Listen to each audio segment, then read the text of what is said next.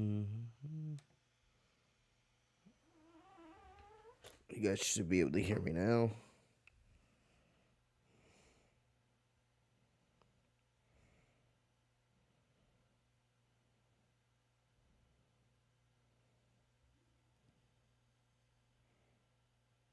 How about now? Someone let me know.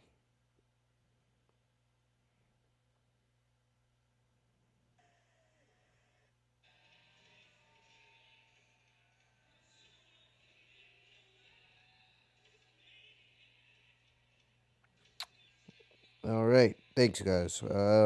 You guys can't tell by the title and the way I'm sitting.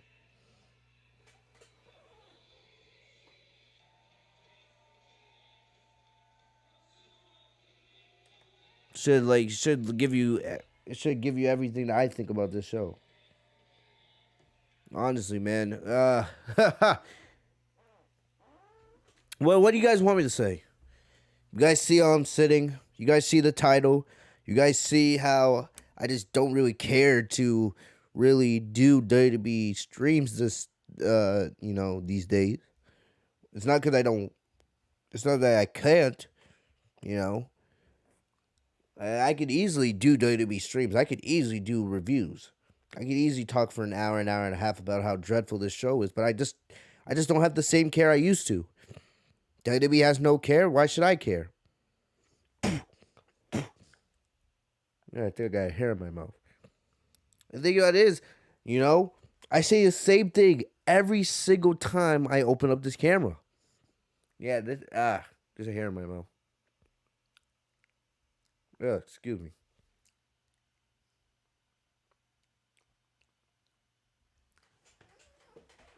Okay, I got it on the fourth try. Ew.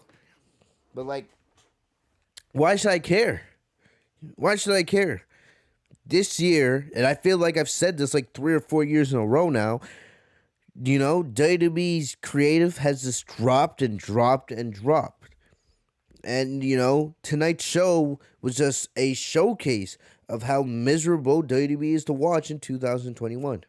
It truly is. There's nothing good about this show at all. Nothing. Did you guys know that there's supposed to be a pay-per-view on Saturday? I didn't know that. I didn't know that at all. I know that this year's New Year's, I thought the pay-per-view was Sunday. No, the pay-per-view is on Saturday. This day one is on Saturday night. So guess what that means, guys? That means it's a WWE week on the channel because that's what we usually do when it comes to a pay-per-view week. So you guys are going to get your Raw review right now. You guys will most likely get a AEW review on Wednesday, hopefully, right? You guys are probably going to get your SmackDown review very early this weekend because I want to get that out before day one. And if I'm not lazy and I actually feel, like it, I also plan on dropping a couple extra videos this week for you guys. Usually around this time every year, we do our end of the year wrap up where we talk about what was the best, moments from WWE, from matches to, moments and all that good stuff. I don't know if I feel like it, but I may, sometime this week, I may potentially, turn on the camera and we may do an end of the year, stream. But like I said, guys, my desire for WWE right now, not really pro wrestling because AEW is pretty fantastic, right? I love watching AEW these days, but my desire when it comes to WWE is on an all-time low. It really is. And I just have zero care when it comes to this show. Zero care. Really. The only real reason why I popped the camera on and I'm streaming right now is mainly for you guys. You guys are always hitting me up on social media. You guys want podcasts. I appreciate the support. It's just that my desire for WWE these days is just so low. There's just nothing of interest. Nothing. I don't know how JD does it every single week. I don't. His paycheck has to be pretty damn good for him to actually sit there and review this crap. I used to be like it. I used to put myself through it. And then now I just can't. I just can't. Man, the last couple weeks, for me personally, have been very, very difficult. I won't get into specifics, but the last couple weeks have not been easy for me, in my personal life. And then this is what pisses me off. When you turn on WWE, the whole point of WWE is to entertain you, right? It's supposed to be a break from everything that's bothering you with the world. You know, if you had a crappy day at work, or things are not going the best at home or at school or whatever, you pop on USA Network, you pop on Fox, or you go to the arena wherever WWE is, and you're supposed to sit there and just have a good time. Be entertained by professional wrestling. But WWE doesn't do that. It's just miserable and dreadful, and it's just such a long 3 hours. There's nothing good really on TV these days anyway, especially on Monday nights. Monday Night Football, every single week, those games pretty much suck. The Celtics suck. So I'm pretty much forced to sit there and watch 3 hours of garbage on Raw, and there's nothing of substance. You completely forget that there's a pay-per-view on Saturday, and there's really just no care to watch it. Imagine if there was no streaming services. Imagine if there was no WWE Network or Peacock or anything like that. Imagine you had to actually go pay $60, like back in the day, pay $60 to watch these pay-per-views. I could not do it. I could not do it. These shows would not be worth $60. Not at all. These shows are barely worth the $10 you pay for a streaming service to watch them on. That's truly how I feel. Right? WWE sucks. They suck. I honestly don't even know what's on the card for this weekend's pay-per-view. I have no idea what's on the card for this weekend's pay-per-view. I don't.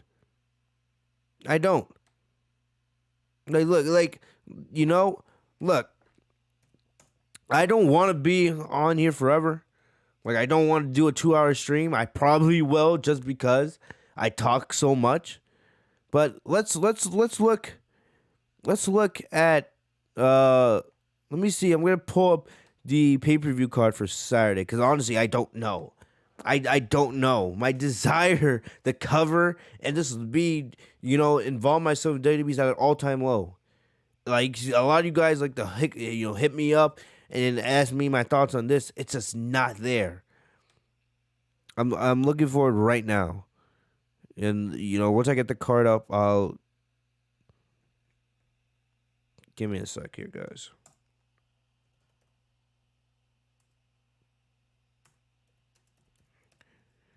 Like, imagine that. All year, most of this year, WWE, hyped up this day one show, right? This day one pay-per-view card. That they're going to have it in Atlanta. And then, this card is actually looking pretty ass. Like, ugh. So right now, oh, man. 1, 2, 3, 4, 5, 6, 7. So there are 7 matches announced for this card. And usually, when it comes to pay-per-view, usually we do predictions. I have no care to do predictions, all right? But this is the card. This is what we have. We have Drew McIntyre versus Madcap Moss. That should be a pre-show match. I don't care how many people like Drew McIntyre. I don't even care if I like Drew McIntyre. Why the hell would I want to watch Drew McIntyre and Madcap Moss? Haven't they already done that match on SmackDown? Why would I have any care to watch that on a pay-per-view? This is the logic I'm talking about, man. This is the logic I'm talking about. I have zero care to watch that. And Drew McIntyre and Madcap Moss on a pay-per-view. That should be the pre-show match. There is no reason that match should be on the pay-per-view at all. No reason. Like, what? Like, I understand they're trying to save Drew McIntyre for Roman Reigns, potentially at WrestleMania, depending on what happens here with Brock Lesnar in the next couple of weeks. But still, no care whatsoever for Drew McIntyre and Madcap Moss. You got to be fucking joking. You got Randy Orton and Riddle. I love RK Bro. They're one of the only good things about Raw, right? And that's a very, very short list. You got Randy Orton and Riddle. They'll be defending the Raw Tag Team Championships against the Street Profits, right? The Street Profits beat the Mysterios in the finals of the RK Bro tournament. So that should be a pretty damn good match, right? There's no story there. I don't expect RK Bro to lose the tag team titles, but that's actually a match. That actually is worthy of being on a pay-per-view card. All right, so I understand that. Right? No, you're not getting any real complaints from me. Then you also have Jimmy Uso, the Usos versus the New Day for the SmackDown Tag Team titles. We've seen that match 1,000 times on pay-per-view. These two teams kill it every single time, right? And I expect them to have another good match at day one. But it's, to be honest, one could say that even though we know these two are going to have a good match because they always do, and they have one of the better tag team rivalries of recent memory, so some could say that they're fatigued of seeing it, and that's a fair point, really. How many times have we seen these two teams battle it out over the tag team titles? So, I can understand someone saying they're not interested in it because they've seen the match too many times. You're not gonna hear any complaints from this content creator. Hell no. I'm one that's been bitching and moaning for years that WWE does too many rematches. So yeah, it doesn't matter if the Usos and the New Day kill it at day one. If people want to sit and complain that they're not interested because we've seen that match so many times. Hey, I'm with you on that. I'm with you in that regard. All right, I'm right there. Next up, what else is on this card for Sunday? You got Edge versus The Miz. I don't think I need to tell you guys why, we have no interest in this match. I have no reason to tell you guys. I don't need to explain that to you. It should be obvious. And if you're one of those casuals that are actually excited for this match on Sunday, you really need to go get yourself checked. Cause there is no reason why anybody should have any care for this match Sunday or Saturday. Edge versus The Miz. There's no reason for it to be even on the card. That's a match that you should do on Monday Night Raw. The fact that they actually tried to have some kind of build for this match, and still, even after a month of these two feuding, I have no reason, I have no idea what these two are fighting about. No idea what they're fighting about. So, don't ask me. Don't ask me, right? Because I have no idea what these two are fighting about. And plus, even if I did know what these two were feuding about, there is no reason why an Edge and Miz match should be on freaking pay-per-view. I don't know what. I don't know. No way. Still, I would love to be in the creative meetings and know who pitched Edge versus The Miz at day one and why should we care. I would love to know that. Next up, Becky Lynch and Liv Morgan for the Raw Women's Championship. Were either of these two even on the card? Were either of these two even at Raw tonight?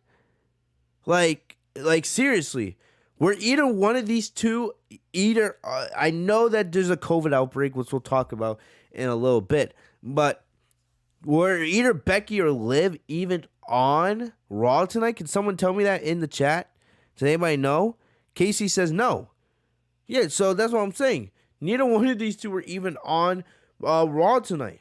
And you guys know I actually have some care for this because I want to see Liv Morgan become the Raw Women's Champion. You guys know that. But still, seriously? Seriously. You didn't have neither one of these two even to build for their match on Saturday. So I'm listening to what are we doing here?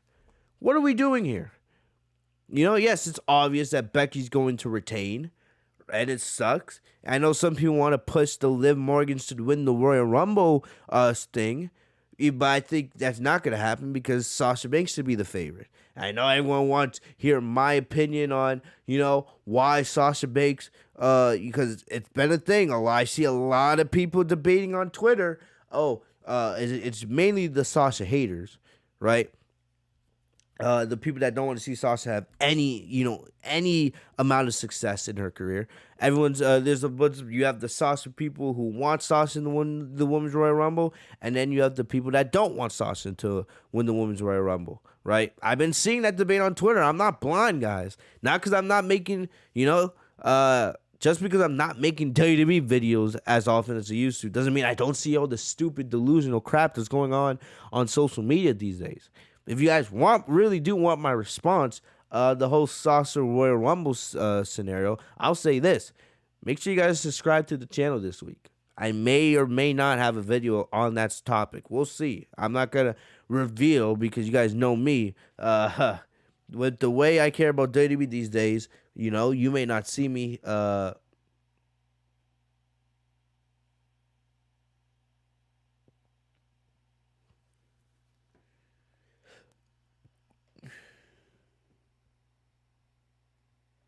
anyway, excuse me. Look. Look. You guys know me. The way I care about WWE these days, it's rare for me to post WWE content, which used to be what I would post almost every day. But look, man, maybe I may have a response to that later this week. We'll see. It all depends on how I see it. But anyway, WWE, man, they just suck. They just suck. Anyway, but yeah, the whole Sasha Royal Rumble thing. Watch out for that. I'm getting lost. But I'll say this: Sasha should win the Women's Royal Rumble. She should be the favorite, right? I guess you could say if Liv doesn't win on Sunday, she should be a favorite as well. But it should be Sasha. Right? This is the perfect year for Sasha to win the Women's Royal Rumble, and there's really it should be it's pretty obvious that there's nobody else that should win it but her. Maybe Liv Morgan or Bayley if Bayley was healthy, or maybe even Asuka. But Sasha should be the favorite to win the Women's Royal Rumble. Right? And, I want to see Liv win the Raw Women's Championship. Part of me wishes and hopes that it would happen at day one, but I don't think it's happening.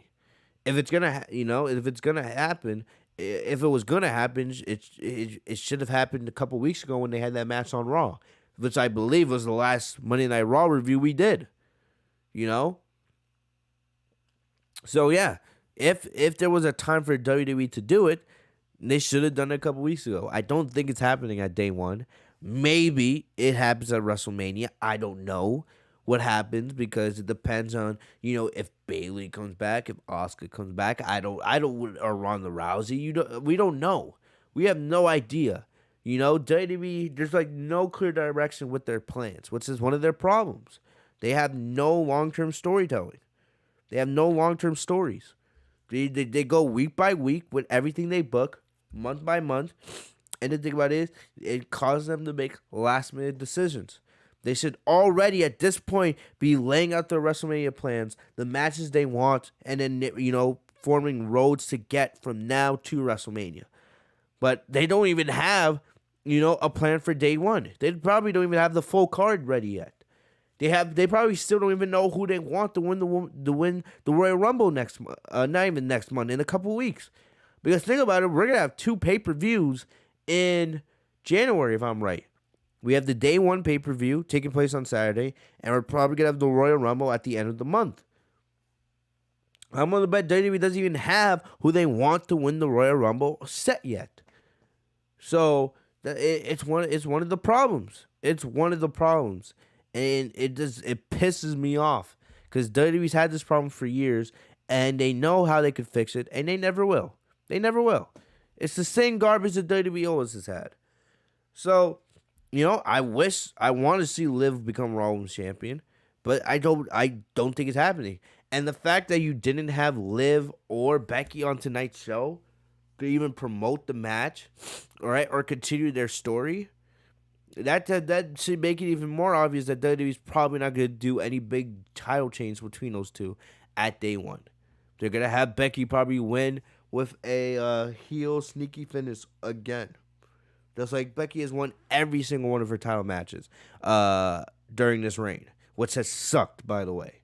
Her reign has sucked. But, It's WWE, right? They don't care. We also have, of course, we have the WWE Championship Fatal 4-Way, which, is now called into question because you guys should have noticed, Big E, Bobby Lashley, and Seth Rollins, all three of them were not on Raw tonight because of COVID. There's been a little bit of a COVID outbreak in WWE, which calls into question some of the big matches for day one, right? For the most part, they just had Big E and Seth sending quick promo videos from their phone. Clearly, this was stuff that they cleared on their phone, which was cringe.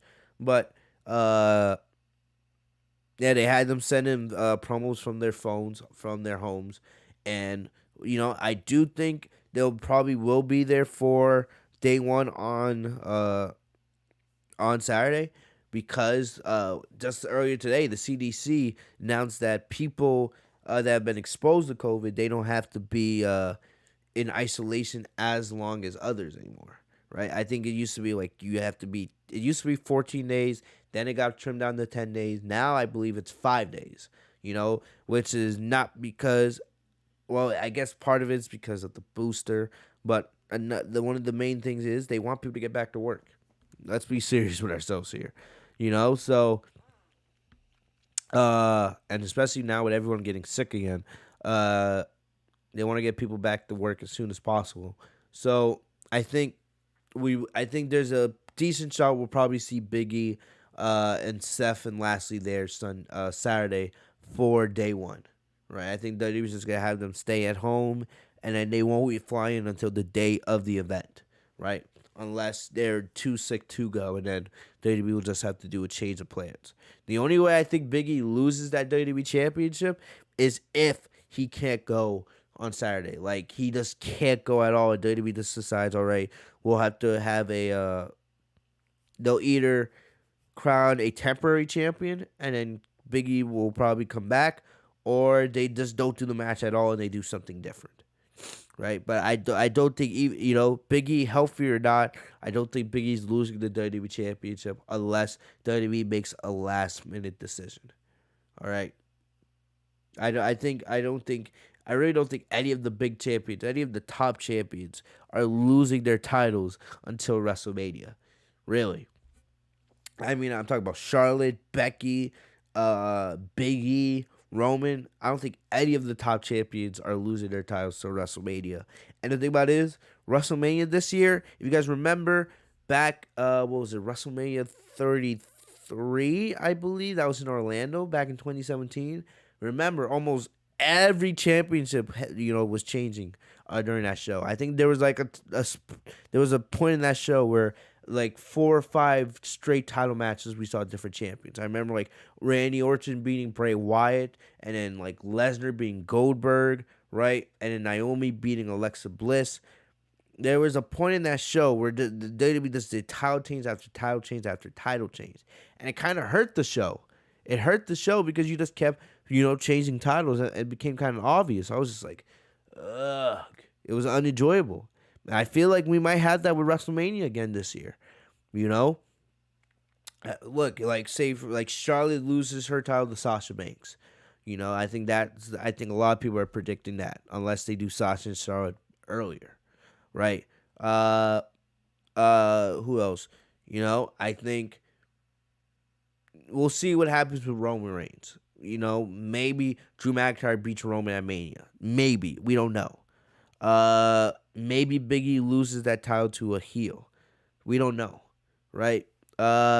Becky, I can see Becky dropping that title to WrestleMania, maybe to Liv or maybe to somebody else. Maybe like a babyface Bayley or a babyface Asuka. Maybe, I don't know. But I do think, they're setting the stage for a lot of people to lose their titles when we get to WrestleMania here in a couple months. So I just feel like, especially going to day one, I just don't think we're going to see a lot of people lose their titles. Last but not least, Roman. So Big E, I don't see Big E's losing the WWE title despite the COVID outbreak. And then when it comes to Roman versus Brock, it's a toss-up. Yeah, I think especially with the whole Paul Heyman thing, it's a toss-up. But I'm pretty sure they're most likely just gonna have Roman retain. I would be pretty shocked if they had Roman lose that title before WrestleMania. All right, that's the way I think. I gotta remember you guys are in the chat. Uh,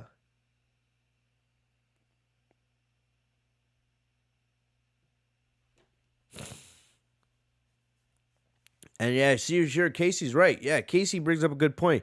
Casey says even if Liv was to win the title at day one, she would lose the title right back to Becky at the Rumble, and that would not do Liv any favors.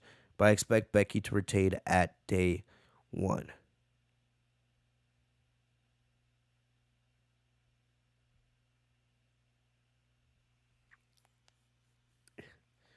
Huggy. Let me see what Huggy Bear said. Huggy Bear says Lashley beat all three opponents to get into the match. If Lashley doesn't win, then what you see on Raw was a waste of time, bro.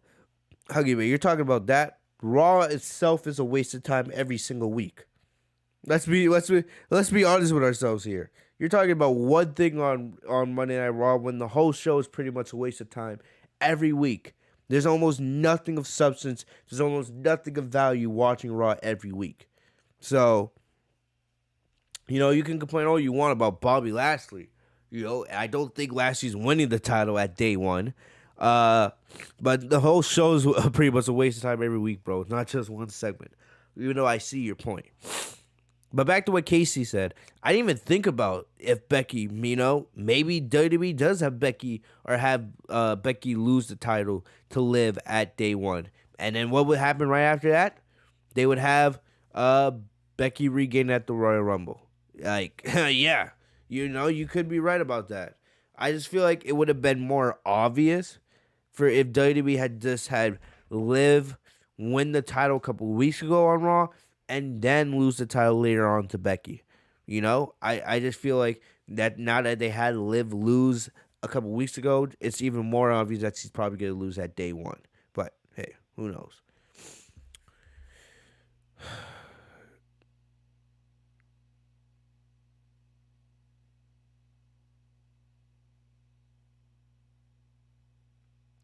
Rachel says, "Does Eric work for WWE?" I don't think so. I don't think Eric. I think AEW does paid Eric Bishop for that one appearance, or for those couple appearances he made, and I think WWE paid him for this appearance as well. I feel like if Eric Bishop was re-signing with WWE, we would have already known about it.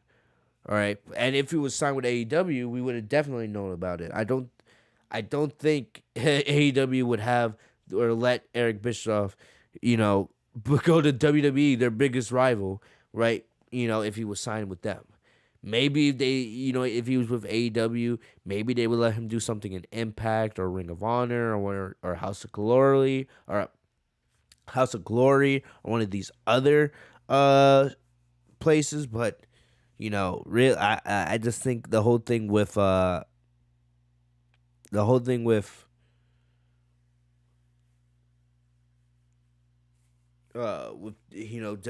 and AEW. No, I don't think Eric Bischoff signed with either one of those companies. Uh, but yeah, But before we get into Raw, let me uh let me see if I could get some more information on the COVID outbreak that's happening. So, this is from DK Nation, right? So, and I quote, and I already talked about this a little bit with the WWE Championship situation, but here we go. The wrestling company could be dealing with a potential outbreak after several wrestlers were pulled from holiday shows in New York City and Tampa over Christmas weekend. Some of the superstars taken off the shows included Roman Reigns, Big E, Bianca Belair, Becky Lynch, and Seth Rollins, who implied that he tested positive during his weekly Sunday tweet about the Chicago Bears. Dave Meltzer of the Wrestling Observer newsletter noted on Sunday that some of these stars were kept off the show as a precaution to minimize the risk of exposure before Saturday's pay-per-view. The WWE has been forced to audible out of plans numerous times throughout the pandemic, having scheduled matches for an event go by the wayside due to COVID departures. Unlike other sports leagues, the company doesn't typically announce which performers are in protocols because of the virus, so it's a guessing game for the audience of which performers will turn up for the show. All right, and then it goes to the Monday Night Raw, which already happened. So, like I said, so Roman Reigns, Big E, Bianca, Becky, and Seth Rollins. Plus, we'll put Bobby Lashley as well. I don't know if you guys pay attention to the live event, right? But a lot of those names were featured or were supposed to be featured in big, big main events for their shows. Like at Madison Square Garden the other night, because WWE's doing their big holiday live event show, live event tour, like they do every single time around this year. At Madison Square Garden, they did Edge versus Kevin Owens in the main event because the main event changed, right?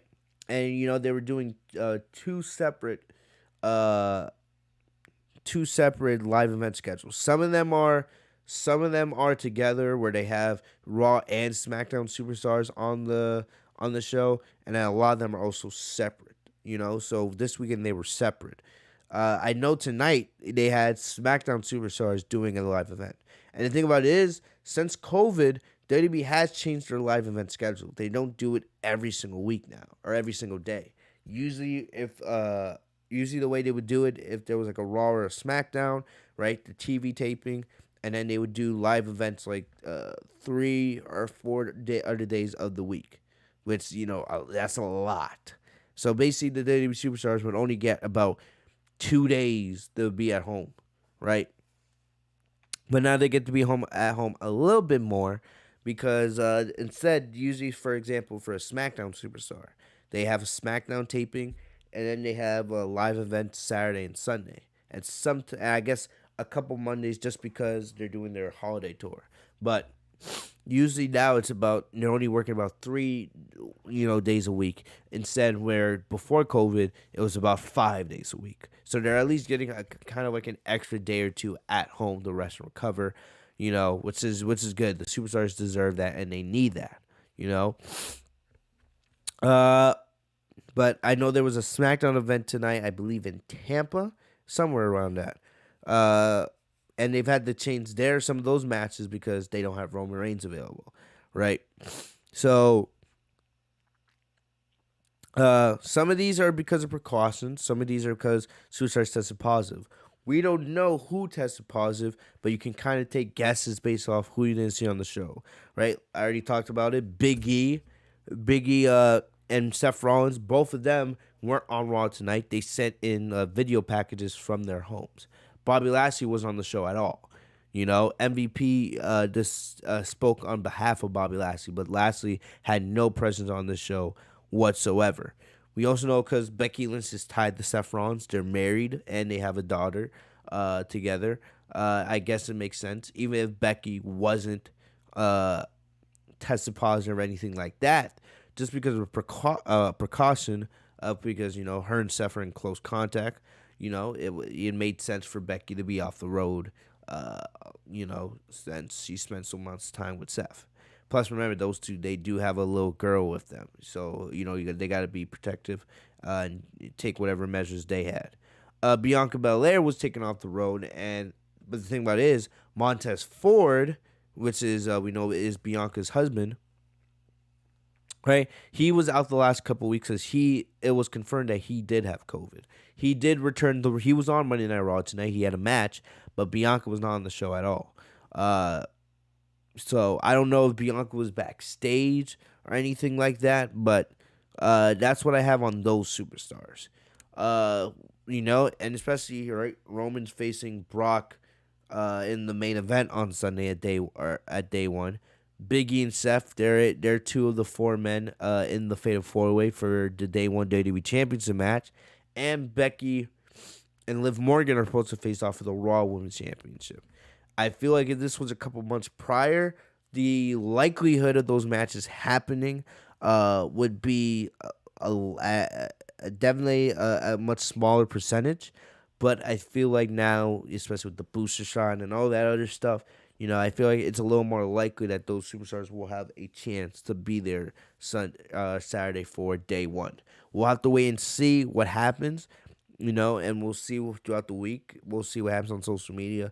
But for right now, I think it's likely that we'll see most of those superstars there for day one on Saturday. But if anything changes, we'll see. But I just don't. If those superstars, especially the champions, if they're not able to make the day one show on Saturday, I just think WWE's just gonna do something else. But I don't see Roman, Big E, or Becky really endangered or in danger of losing their titles because of this COVID thing. I don't. So, but you never know. But that's just my thoughts on the matter. We'll just have to wait and see what happens here with the whole COVID situation. But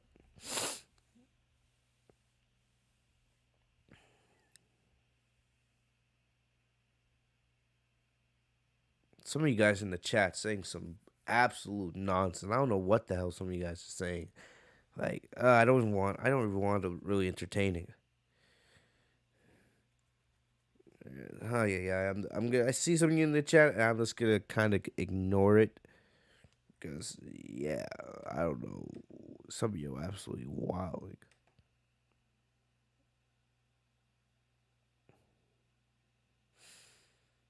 And anyway, does anybody have any information before we, get into Raw tonight?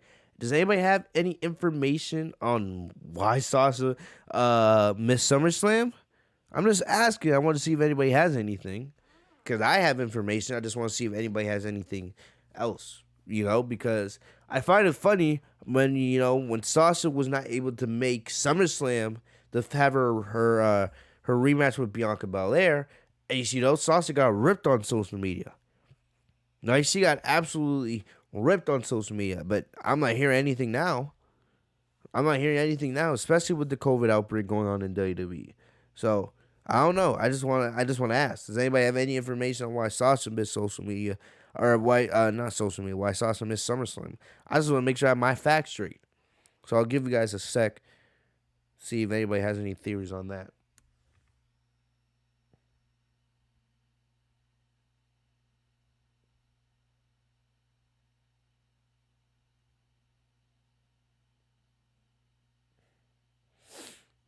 Yeah, I lost my fantasy matchup.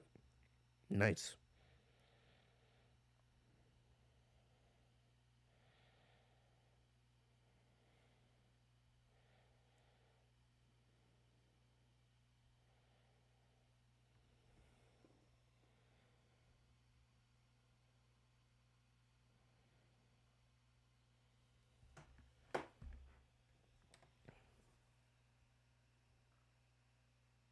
Oh yeah, you guys don't know, right? Mm-hmm.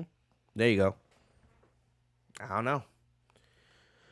But yeah, it gets me a little bit ticked off when y'all, or not. I'm not saying you guys specifically, but a lot of people getting on Sasha for what happened at SummerSlam, right, with that whole COVID situation. But now you see the COVID outbreak in WWE, and then everyone wants to keep their mouth shut. But whatever, I don't care. I don't care. Anyway.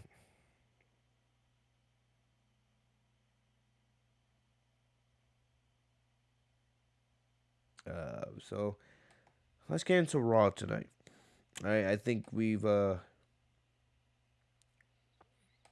guys have waited long enough. Like I said, man, this show is miserable tonight. Absolutely miserable. A terrible way to end what's been a terrible year, really. Like, it's not a joke. It's not to be funny. It's not to get views. It's not to get likes. It's not to get clicks. When we say, oh, that WWE's creative, this is the worst year WWE's creative has ever had. It's not. It's not. They just get worse and worse and worse every single year, and there's just no sign of things getting better. No signs. This show was, I don't care. I don't care if you had a COVID outbreak or not. I don't care. It was your choice to put on a show tonight. That means you have a responsibility to give us the best show possible. And you give us this shit tonight. Really. You bring back Eric Bischoff. You bring back Eric Bischoff to Monday Night Raw. Someone with so much history. A WWE Hall of Famer. and you bring him back for that shit in the main event with the Miz and Maurice? Seriously? Really? At least when AEW brings Eric Bischoff in, it's for something entertaining at least. You know?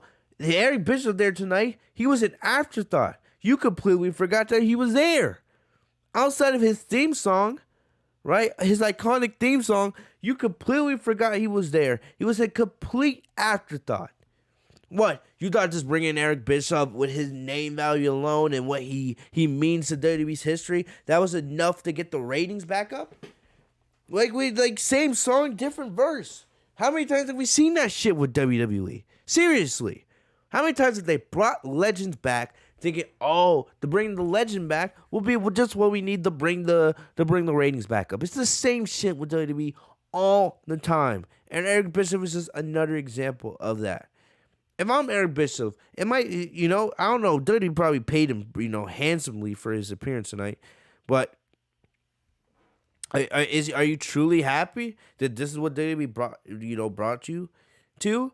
I want to know, is Eric Bischoff comparing his appearances in AEW this year and WWE and thinking, oh man, AEW, used me in such a better manner than this.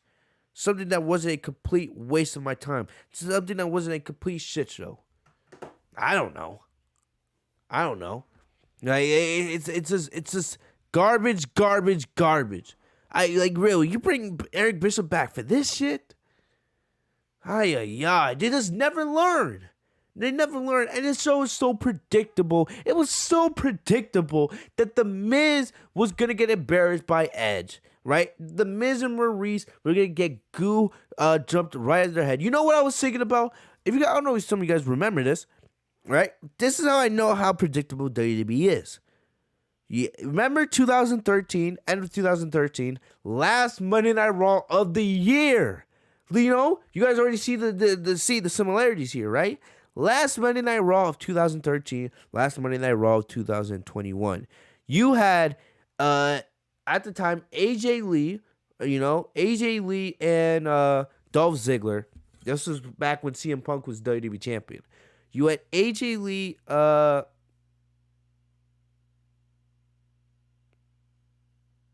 I'm sorry. It's not 20. Sorry, I got the year wrong. 2012. My bad. Now I got it. It was 2012. I was like, wait a minute. CM Punk wasn't WWE champion at the end of 2013. My bad. Now I got it. End of 2012. See the similarities? 2012, 2021. Right? I was, I think it was in middle school at the time, right? I think. I remember staying up, and they had the segment where Dolph Ziggler and AJ Lee both wearing white. They weren't having a marriage. They weren't having anything like that. But they were having like a New Year's toast, And then John Cena came out. And he talked about how, 2012 was the worst year of his career. Which you can argue which was. That was the year he lost to The Rock at WrestleMania 28. And plus, Cena spent the whole year doing just really nothing. He was feuding with John Laurinaitis and all this other crap. Like Cena's 2012 was one of his weaker years when he was at the top of WWE. But anyway, at the end of it, Cena gives a big promo about how he was going to win the Royal Rumble and then go on to be WWE champion in 2013. All right, and then at the end of it, he said something. He gives his own toast to AJ and Ziggler, and he says a toast to the one thing that you are full of, shit, and a bunch of, goo. I don't know if it was real shit. I don't know if it was. It looked like real shit. But a bunch of, a bunch of crap falls on AJ and Dolph. Almost the exact same thing happened tonight. You had Edge come back out and talk about how he was going to, beat the Miz's ass at day one. And then he gives them a present, right? He plays his horror music, and then boom, he drops a bunch of black goo on the both of them. I think that earlier in the year, WWE did a similar segment with the black goo. I think they did with Alexa Bliss and Randy Orton, if I'm correct. But it was just so predictable. The second Edge came out, I was gonna tweet it out. I was like, how much you want to bet that WWE's gonna have Miz and Maurice get bathed in black goo here? I didn't tweet it out, but I was thinking about it, and then the second I saw it, I was like, really? It's just so predictable. They do the same thing every single time. It's not even entertaining. It's just like you just see this. You just see. You just want to see if you're right. That's really it. You just want to see if you are going to be right. And most of the time, if you're smart like me, you end up being correct. Because that's the way WWE is. That's the way WWE is. And it's sad. It's pathetic. It's pathetic. Now, I can legit sit there and predict what's going to happen every single week. It also shows how out of touch Fitz is. Because I shouldn't be able to predict what's going to happen each week. Like, at least with AEW, right? Oh, we talk about when Cody Rhodes is going to turn heel, But at least they keep they're keeping us on our toes. We think maybe this week is going to happen, right? Him beating Sammy Guevara for the TNT title on Rampage last Saturday. Oh, you thought it was going to happen there? No. But now it might happen the next couple weeks. We don't know. But at least it's not predictable and it's enjoyable. And it keeps you on the edge of your feet because you're just waiting for that moment to happen. WWE, it's just like, nope, everything's predictable. Right, like, come on, man. This is what I'm saying. Vince is so out of touch, and nobody wants to say shit. Nobody wants to say anything. Nobody wants to tell anything to this guy. Like, come on. And the rest of this show was just absolute horse crap. Really. And like I said, it was your choice to make a show. It was your choice to put on a show tonight. So you just give us pure garbage. You give us pure garbage. Nothing entertaining. Nothing to hype us off for Sunday. This was the go home show for day one, whether you guys knew it or not. But it's not like they gave you anything to excite you for day one. There was nothing. Like I said, Becky Lynch and Liv Morgan are supposed to face on Saturday at day one, and I completely forgot that match was happening because they did nothing to even promote the story. Nothing at all. You completely forget that those two are supposed to be facing off Saturday for the Raw Women's Championship. Nothing.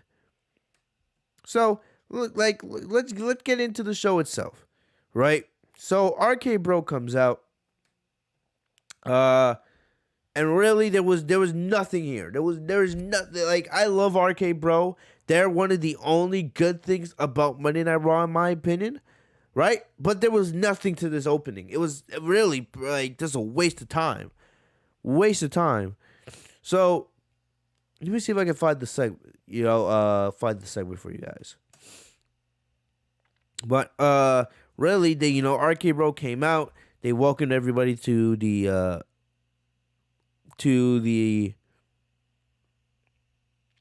last Raw before the new year,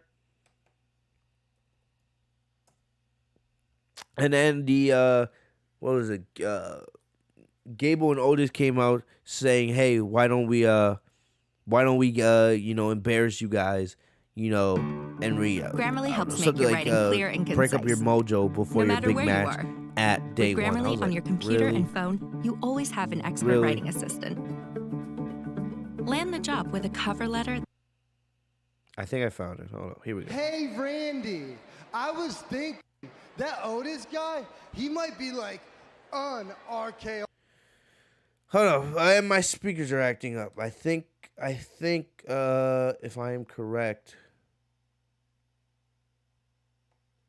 I believe, yeah, my bad. For some reason, my output device is set towards my mic. There we go. Hey, Randy, I was thinking that Otis guy, he might be like un-RKO'able. The dude doesn't even have a neck. He's like a human bulldozer. Like imagine how many burritos he eats and what kind of burritos. brutal. But hey, it got me thinking of that time we went out for burgers and you told me I was like your best friend. Don't. Okay? Listen, we all know that Otis is a powerhouse. And after last week on Monday Night Raw... Oh my God, they'll be willing to tell you themselves. Welcome the Alpha Academy to Monday Night Raw. Valedictorian Chad Gable and 4-point Otis. Randy, how did a nitwit like you get so far ahead of the curve? I love to see it. And I love to see that everybody else is about to learn the same free lesson I taught you last week. And the same thing I've known all along, and that there is no more dangerous man. No greater threat in all of WWE than my protege. My prize pupil, my number one guy.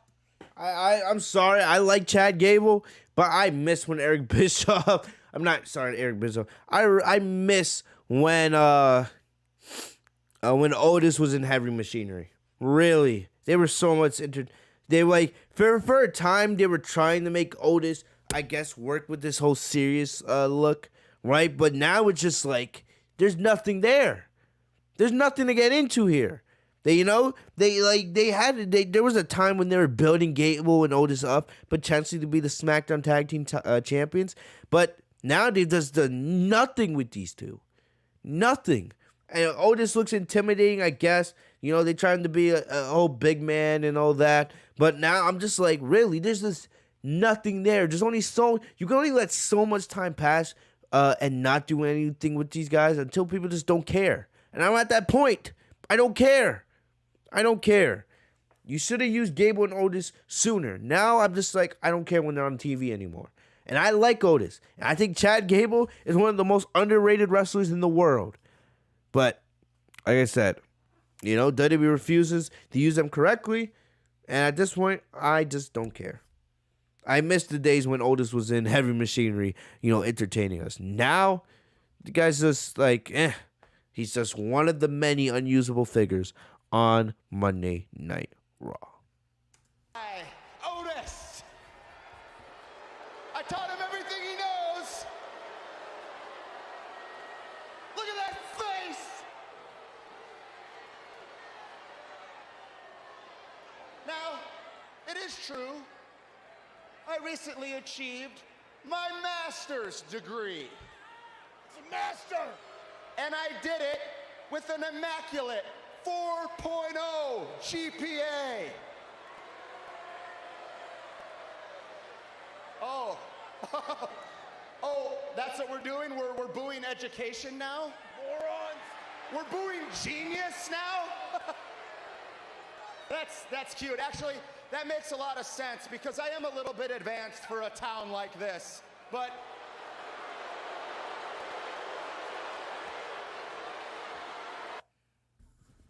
all night they had like every single heel bash on Detroit. Like, look, I've never been to Detroit and I have no care to go to Detroit, but seriously, I'm just like they had every single heel all night. Kevin Owens, they had who else was on that show? The Miz, Chad Gable. Every single promo segment, it was the same shit. I'm just like, come on. It gets old after a while. Sheesh. Okay, maybe even the mindless morons of Detroit can comprehend the fact that Randy Orton is no match for Otis. No way. Look at his neck. And Randy, when Otis gets done with you tonight and sends you limping into day one, regardless of the outcome, my friend, it won't be long before those championships are around the waists of the Alpha Academy. Whoa. Slow your roll, Gable. I mean, you seem like a pretty smart guy, but I consider myself a man of higher education.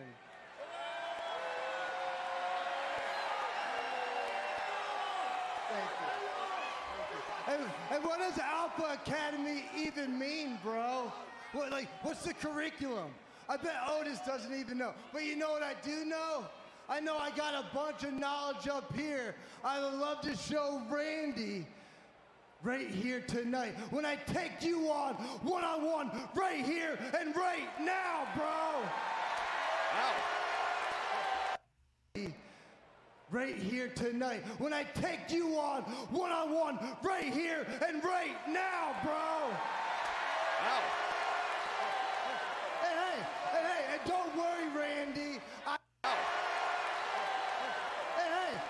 And don't worry, Randy. I got this. Riddle, you looked pretty easy last week. So. you are what I like to call an ignoramus, okay?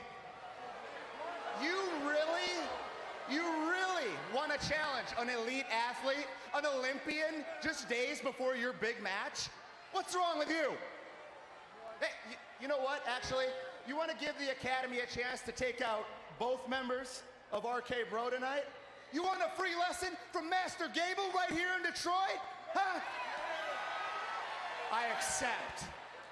Well, Gable, you better check yourself before you wreck yourself, bro. And hey, Randy, don't worry, after we win both our matches, I got a special gift that I know you're gonna love. But hey, Gable, get that big, beautiful brain into this ring so I can introduce it to the 3 most dangerous letters in all sports entertainment. RK Bro! Look, RK Bro, they're entertaining. They're entertaining. I enjoyed them. You know? Still, you know, they're like Riddle's great on the mic, you know, and Orton, you know, I love them together.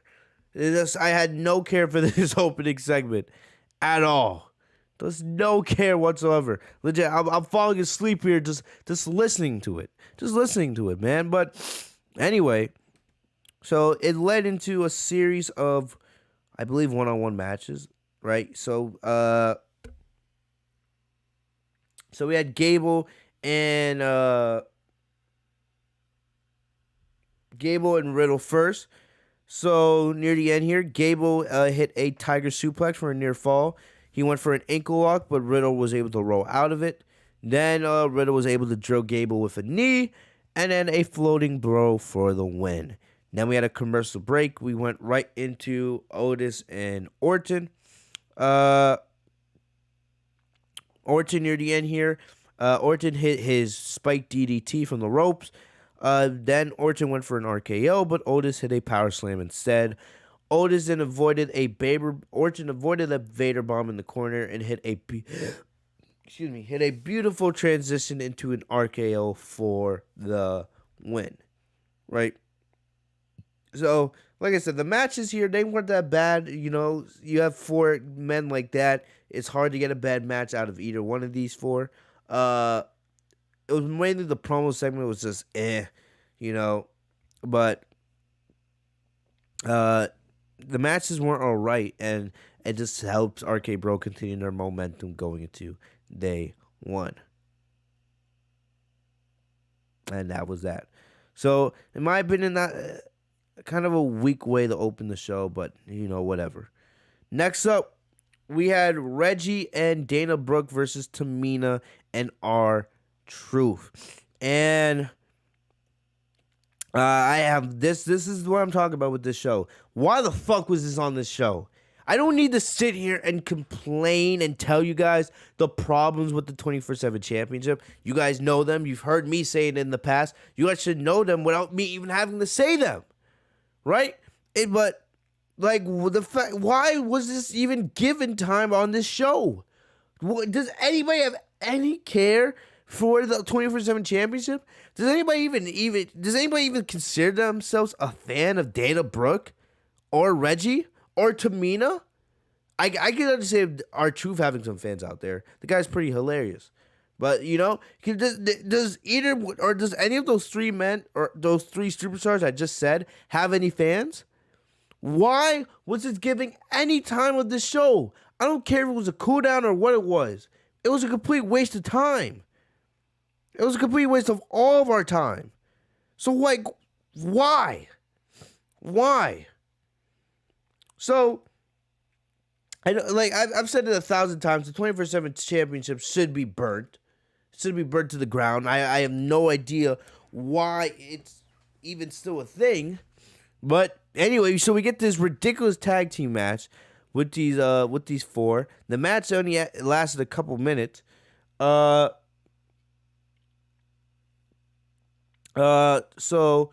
Dana was able to get a little bit of offense on Tamina, but then Tamina nailed her with a stiff back elbow.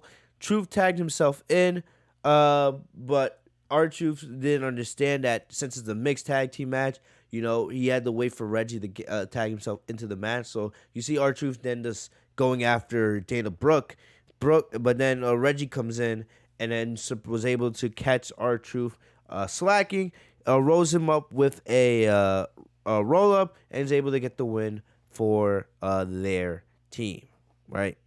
And that was that. So Reggie and Dana, this unlikely partnership with them continues. Why should any of us give a shit? Complete waste of time. Like this was terrible if you ask me.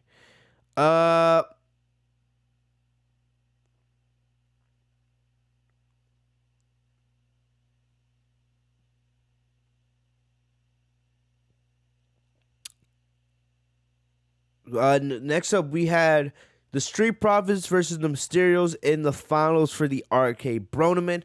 This was actually supposed to happen, I believe, 2 weeks ago on Raw, but like I said, Montez Ford was recovering from COVID, so now that he is back, they're able to do this match now. I got to give Montez Ford some credit, man. He came out tonight with the cornrows, man. Like, guy was looking on fleek. A couple months ago, this guy, he grows hair pretty fast.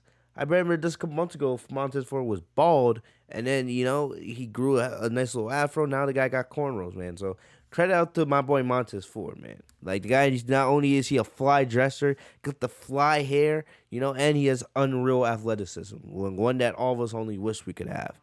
But anyway, man, like I said, this was supposed to be to determine who would be next in line to face RK Bro at WWE Day 1 for the Raw Tag Team Championships. And this was probably maybe the best part of the show. This was a really, really, really good tag team match between two really good teams.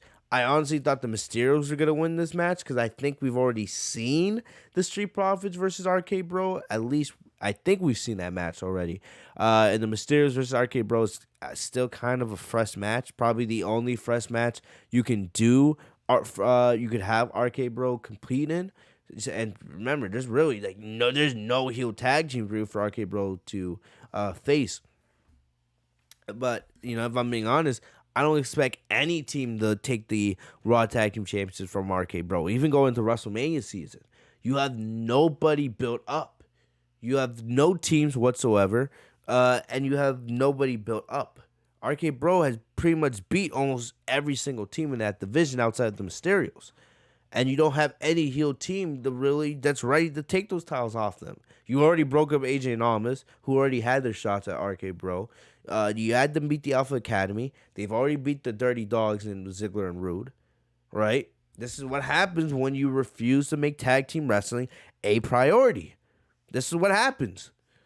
I don't know. WWE's probably going to have to make another heel tag team for RK Bro to feud with going to WrestleMania season.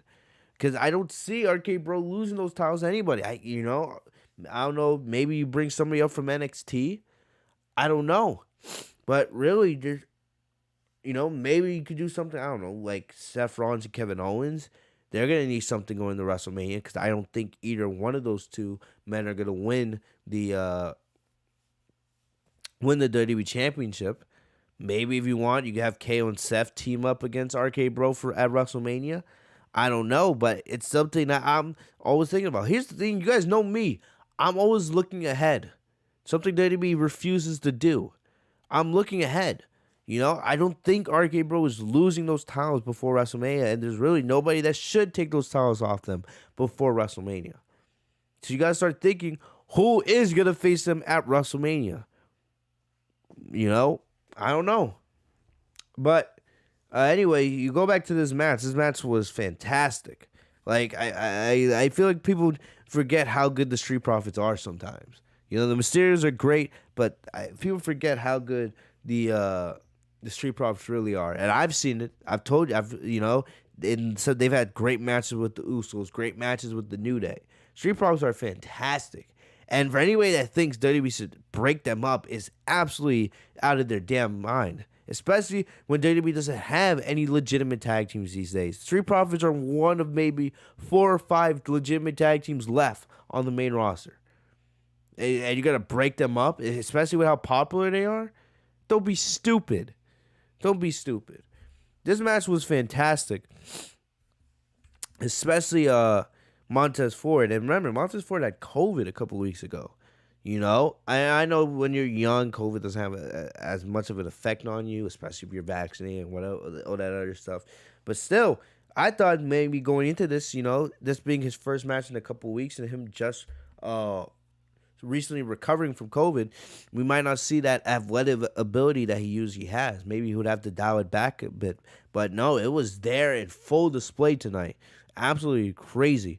So, Dawkins ran over Ray with a shoulder tackle. Then they did a double team combo. Ray took Ford over the top rope so he and Dom could hit tandem moves to take out the Profits to send us the break. Right. Then we come back. Both teams are trading strikes with one another. So then later on, Ford tags in and hit a beautiful frog splash. Dom broke up the pin, and this is where I thought the match was going to end. Ray got Ford into position to hit the 619. Dom followed up with a frog splash. I thought this is where the match would end, but Ford kicked out. This match was really good, guys. So then Dawkins threw Ray out of the ring so he and Ford could finish off Dom. And then they did a beautiful super blockbuster for the win. Even the commentators, like, they forgot to call the move because they were the stunned. They were like, wow, this was awesome. This was awesome. And then the Street Profits win. They will be the ones to challenge RK Bro for the Raw Tag Team Championships at day 1. Like I said, I thought it would be the Mysterios. Maybe they're saving that for later down the line, right? Maybe for the Royal Rumble or maybe for WrestleMania. I don't know, right? But still, this was really enjoyable. Really enjoyable with these two teams. I think the Street Profits and RK Bro will kill it at day 1. I feel like the 2 tag team matches, will kill it. You have the Street Profits and the Usos. I mean, not the Street Profits. You have the Usos versus the New Day for the SmackDown tag titles, and the RK Bro versus the Street Profits. Probably the 4 best tag teams in the entire company right now. It's especially on the main roster. You can make an argument that the Mysterios should be in that conversation, but truly, when we look at the best tag teams on the main roster and probably in all the entire company, I think those 4 teams competing on Sunday or on Saturday. They are the best of the best. I feel like we're gonna get to see why. And get another reminder of that this Saturday. So we'll see what happens. I don't expect RK Bro to lose their tag titles, but still, it should be a fantastic match. Should be great. And I feel like Saturday we'll get some really great tag team action.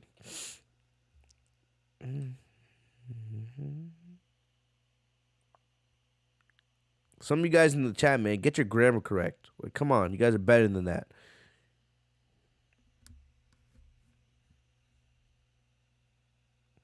And Edward says, I don't mind seeing the Street Profits turn heel.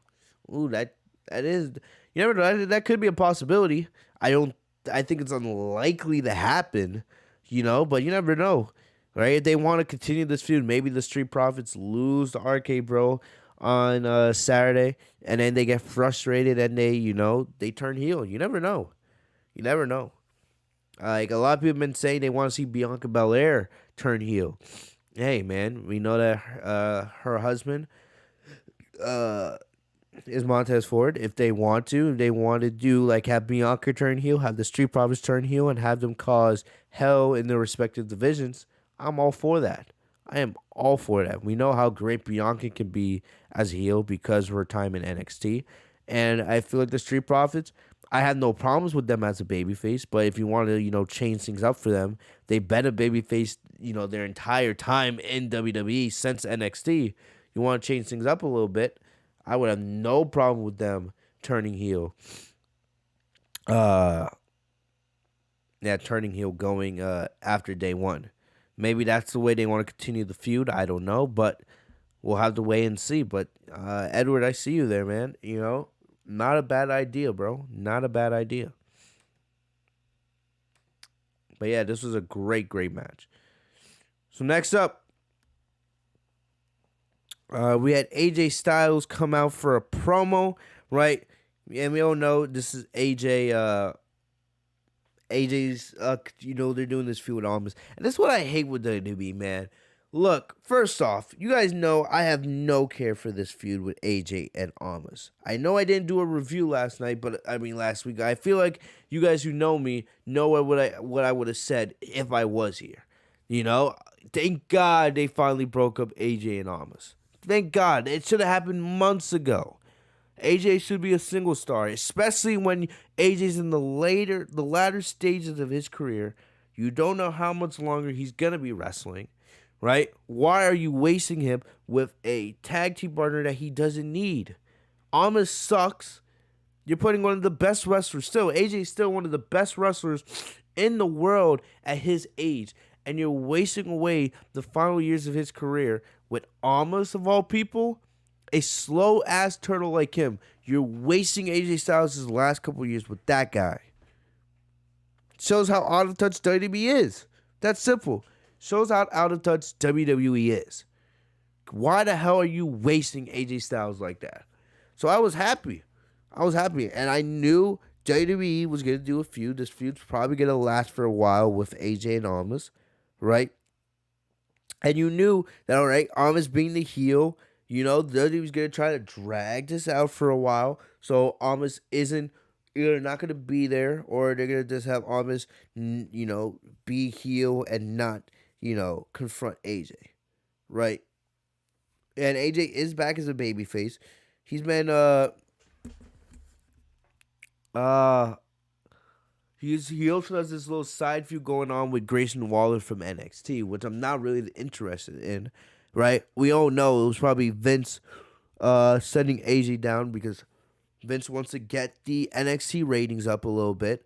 So he's like, let me take one of my top guys from the main roster and see if, him getting sent down to NXT and help up some of the NXT talent over there. Let's see that helps boost the ratings.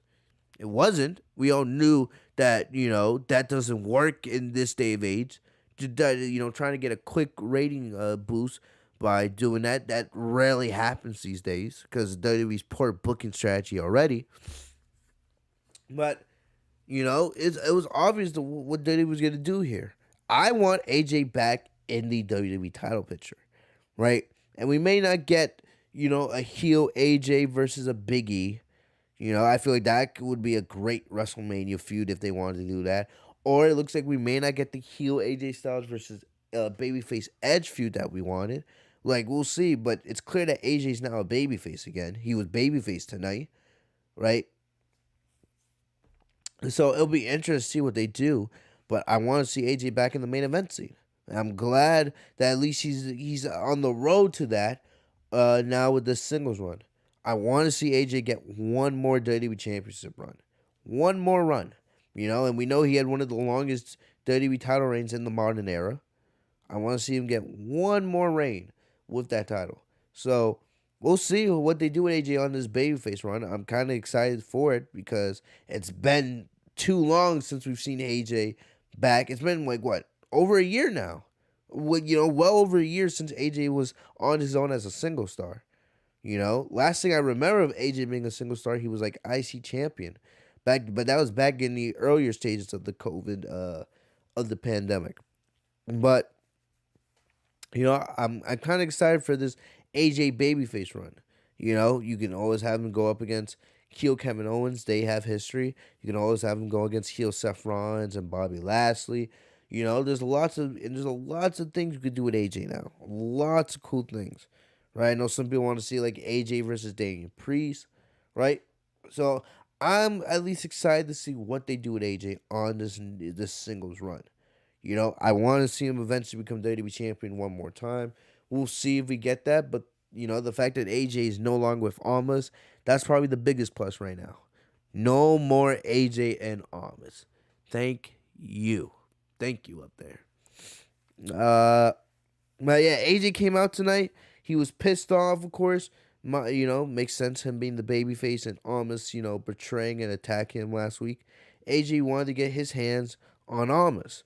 And one of the themes with AJ as of late with Almas and his little mini feud with Grayson Waller is this thing about paying his dues. AJ talked about how he paid his dues, being in this business for 20 plus years. He's already well done that. And a bunch of these new guys don't want to do that these days. They feel like they're entitled and they're owed something right away. So Grayson Riker was at ringside with a sign. AJ let Grayson Riker into the ring, and Waller said, I don't know why I keep saying Riker. He let Waller into the ring. Waller said he was just doing the same thing that AJ did to him on NXT when he came to his house, right? And he was just letting him know as soon as Almas finishes him, he's going to finish him, and then AJ will be finished, right? AJ then threatened to hit Waller with a phenomenal forearm, but then Apollo Crews and Aziz came out, right? And then they did a little back and forth. Apollo was talking about how him and Aziz are a united front, while AJ no longer has that security with him, right? But AJ then challenged Aziz to a match. Aziz accepted, and it looks like that's what we were getting, but when we came back from break, it was AJ and Cruz instead. I wasn't really surprised that they changed the match. I thought that was going to be the match to begin with, but they teased you a little bit, but we ended up getting the match anyway, right? So, this was a good match. AJ and Apollo, they have good chemistry. Good chemistry. I think they've had a couple matches in the past. I think it was back when AJ was a heel and Apollo was still a babyface, if I'm correct. So I believe they betted the ring a couple times before. This was fast-paced, right? Apollo looked really good here. And I did like how commentary talked Apollo up. They talked about how Apollo's betted IC the U.S. champion. So this was good.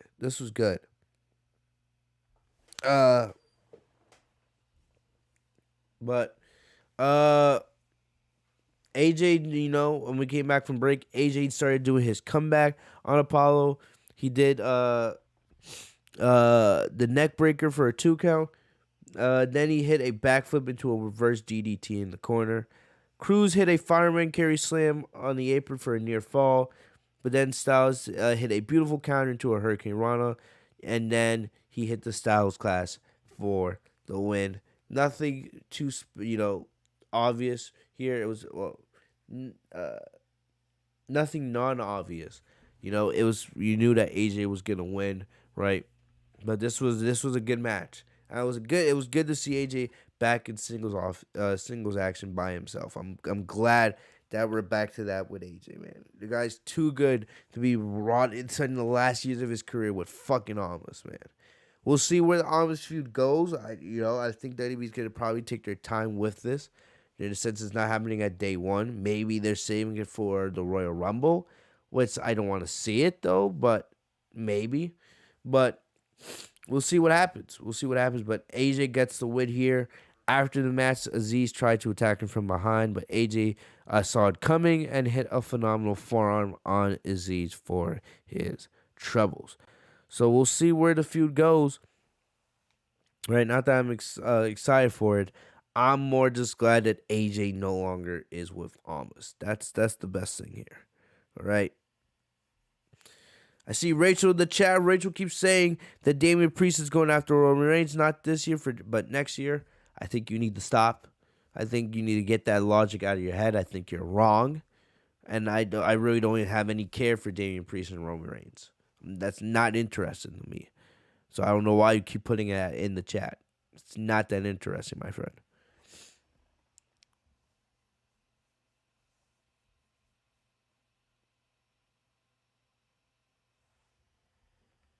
Anyway, let's move on.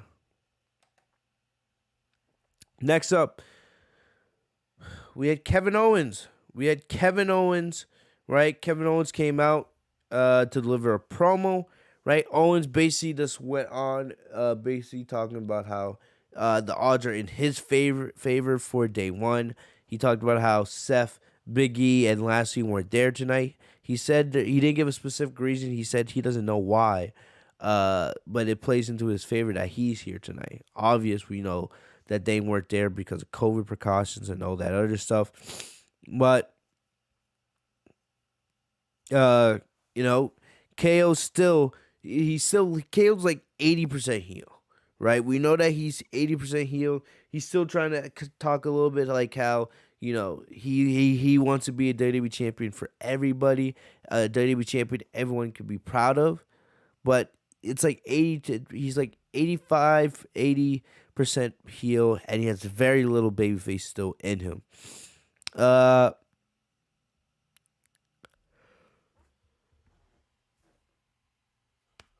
Excuse me.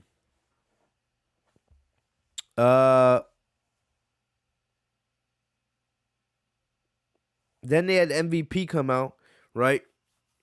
And MVP started talking on behalf of Bobby Lashley, right? Pretending to read a text from his phone that Lashley had sent.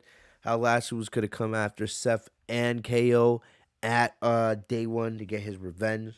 And then KO's funny on the mic, right? KO had some nice little banter back and forth with MVP here, So like I said, I like KO, I do. I just wish they would, book him a little bit better sometimes, a little more seriously. They had Cedric Alexander and Shelton Benjamin come out, right? And I know you guys have read the reports that WWE wants to do, or at least they're interested in doing, or in having Bobby Lashley turn babyface again, right? He hasn't been babyface for a couple years. He's been heel. I'm not against it. I wouldn't really have a problem with WWE turning Bobby Lashley back into a babyface.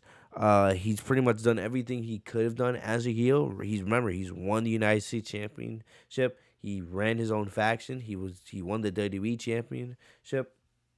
So like United States Championship, WWE Championship. He's done pretty much everything he could have done as a heel.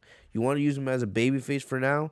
I'm fine with that, but he hasn't officially turned babyface yet. We haven't seen that official turn. You probably won't see it until either day one or the night after day one.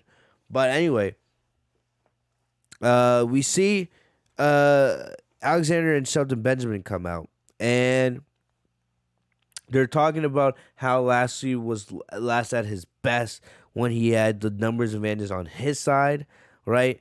And basically, it was Cedric and Shelton trying to convince MVP to reform the Hurt Business, which is just dumb. And it's like WWE forgetting their own history, because it was just a couple months ago. Wasn't it just a couple months ago that the Hurt Business was reformed? I think I remember correctly, Cedric and Celtic coming to Lashley's aid. I think back when he was feuding with Big E and feuding with Goldberg.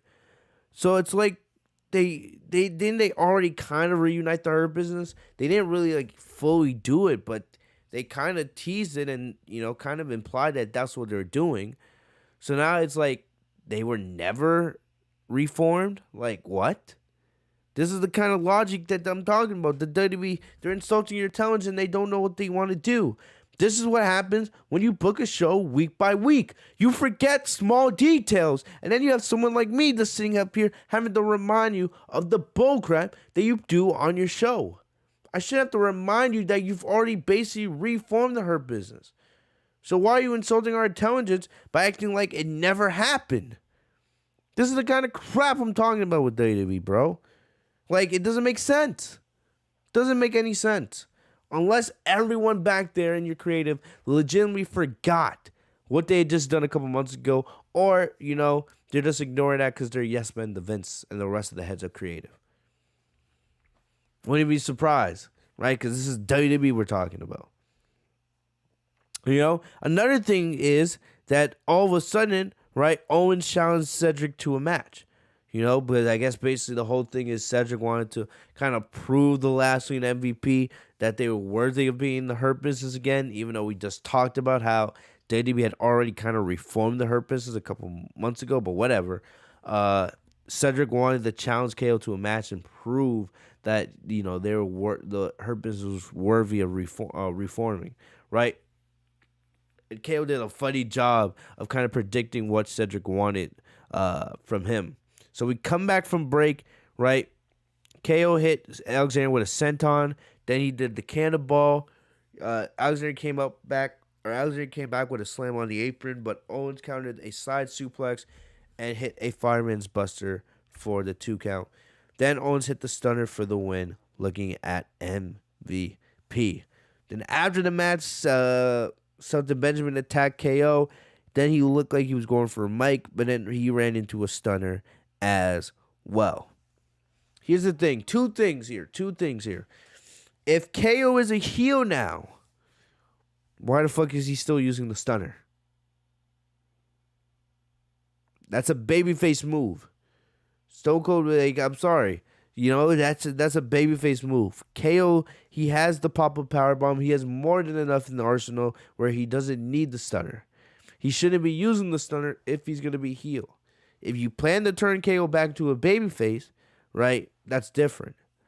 But if, you know, you're going to have him be a heel from now on, since he's not going anywhere, since we know that KO's re-signed, right, you know, there's no reason for him to be using a stunner as a heel. Doesn't make sense. The other thing here is WWE, another instance of them making no sense. Because you had Cedric Alexander and KO, right? KO is not a babyface. He's a heel. It's like WWE doesn't even know how to book him correctly half the time. Like, he's not a babyface. Like, what are we doing here? KO's not a babyface.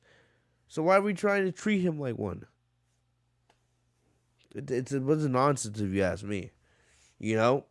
But I guess the segment did its job because the whole point was to make Owens look strong going into day one, and that was that.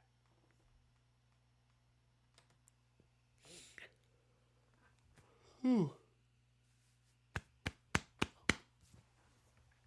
one of those tiring days, guys. Oh, man.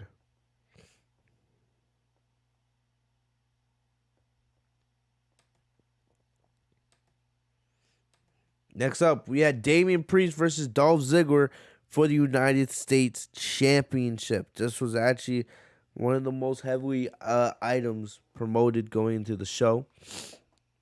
And we know that they've been doing this whole thing where Damian's more aggressive now, right? He's trying to, you know, he doesn't want to get too angry because when he gets angry here, you know, it's a bad news for his opponents.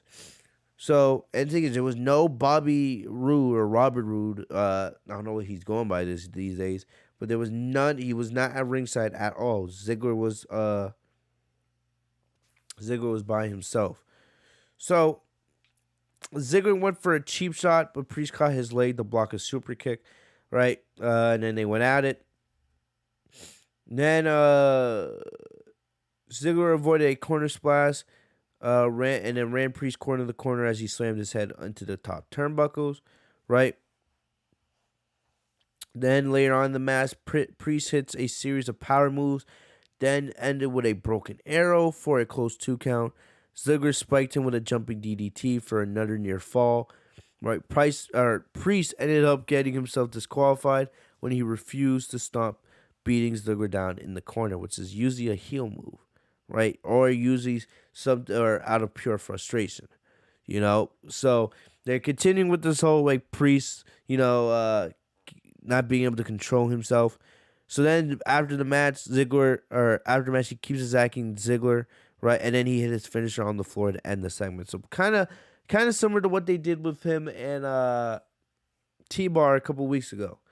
And this is like, it's really not that interesting, really. Like, one was, I guess the matches are bad. Priest isn't having bad matches, but has he had any memorable feuds during this mid-card title reign? You have Rachel in the chat saying, "Oh yeah, Priest needs to be the person to defeat Roman Reigns." That's not happening. I don't know what you're saying. And then he's saying, Rachel just said earlier in the chat that it needs to be Priest. Now you're saying Braun Breaker. What are you saying? Like, I like Damian Priest, but he hasn't really done anything with that title. The same thing with Shinsuke Nakamura. Has Priest really had? Priest has had some good matches during this reign, but has he had any memorable feuds? Anything memorable in that regard? Not really. And it's like the rinse and repeat. We saw him do this with T-Bar about a month ago. Now you're doing it with Roman Reigns. I mean, not Roman Reigns, Dolph Ziggler. So, what does that mean? We're gonna see a rematch with Priest and Ziggler at day one, or potentially in the Raw after day one? I'm not really that interested in it. I'm not. So you gonna waste our time with this nonsense again? Seriously? Like, I like Damian Priest, but it would be like, come on, can we make our mid-card champions memorable at all? It's like all they care about is the top championships and nothing else. Nothing memorable comes from any of this stuff, bro. I don't know. Like, clearly, I'm not saying Priest and Ziggler can't have a good match. That's not what I'm saying at all. I'm just saying there's just nothing memorable here at all from any of this. Nothing memorable at all. Conchar, Moran, with 5/10 of yes, and the foul. It's in again. Multiple screens with Steven Adams. We approach 2 minutes remaining in regulation. Morant. Yes, and the foul. Morant, 3 seconds. He drives, banks, hit in with 5/10 of a second. Timeout, Phoenix. Yes. Okay, John Morant. Okay, Morant. Anyway, but yeah, like I said, can we make our mid-card champions a little more memorable? I don't know. But that's what happens there. So we'll see where that goes. I don't see Priest losing the title to Dolph Ziggler. I don't know who. Like I said, I don't know if there's anybody in the mid-card division that you could say should beat Priest for that title. It's one of the big problems with WWE in general these days. Like nothing memorable at all. And nobody's built up for anything. And yeah, I'm looking at WWE's YouTube channel. They just posted they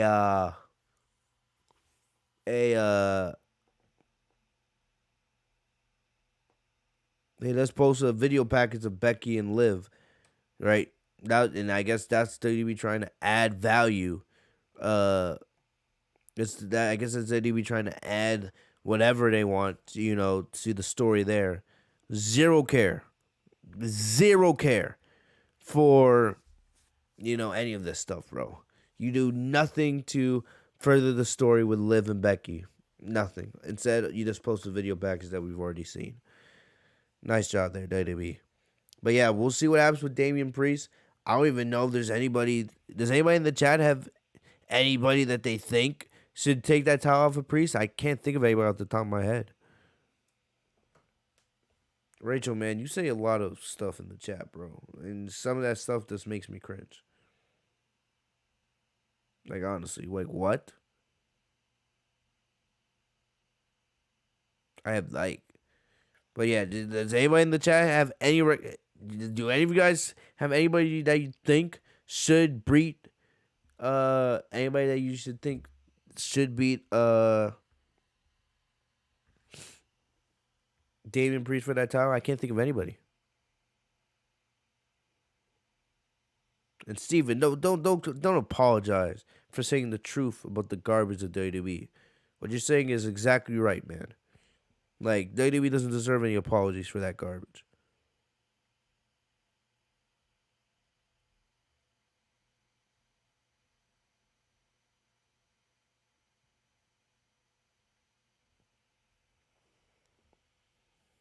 If you guys find anybody that you guys think should beat Damian Priest for that title, let me know. Anyway, let's get into the end of the night. The renewal of vows. Renewal of vows. Grammarly helps you work We more were like, efficiently, which makes WWE tried to accomplishing hype your this work up goals all easier. week, and Get I had full just no sentence- care of it. No care for it. WWE tried to play on their social media. They tried to play clips of, you know, some of the of moments from some past WWE weddings, like Triple H and Stephanie McMahon, AJ and Dolph Ziggler, Edge and Vicky Guerrero, right? And like I said, WWE weddings never go as planned. Remember, we all remember just a couple. This was it last year. I believe it was last year. It was here last year. It was like, I think it was right. Yeah, it was, no, I think it was 2 years ago.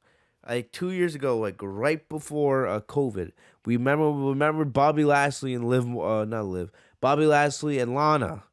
Bobby Lashley and Lana, how awful that was. And how they had Liv Morgan coming out, right? And like how Liv was like attracted to Lana and all that crap. We all know WWE weddings are always failures, and there's nothing entertaining about it. WWE tried all week to get you hyped about it. They hyped it out on the whole show with Corey Graves being off at his job, talking about how excited he was for this shit, right? And it was one of the only times I actually agreed with Byron Saxton. Byron Saxton kept talking about how unexcited he was for this, you know? And you guys know I'm not a big fan of Byron Saxton at all, but you know, I had to agree with him. The fact that they tried promoting this all night, trying to get you to care about it, is absolutely pathetic. It's pathetic. It's pathetic. So, I'm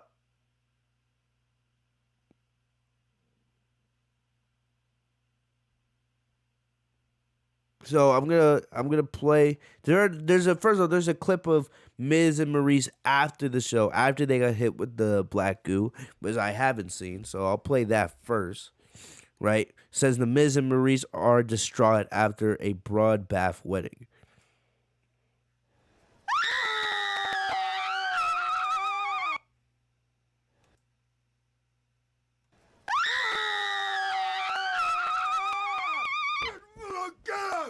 Okay, I swear, okay. Don't touch my Okay, I swear, okay. Don't touch my Don't touch my face. Don't touch my. I'm ready. Day one. Day one, baby. Baby, day one. We are going to end him. He's going to be done. He's going to be done with his career, with everything. Do you understand what we're going to do? I am so sorry this happened. This will never happen again. Payback. Payback. Okay. Okay, my beautiful girl. Are you okay? Yeah. You sure you're okay? No. How do you even shower after that? I don't care. I'll end his career. Like who knows how long you got to shower just to get all that crap off. But yeah. So I'll play the horrific segment that they brought Eric Bishop back for. Toxic metals into your lungs. To show how scary that is, we made metal monsters.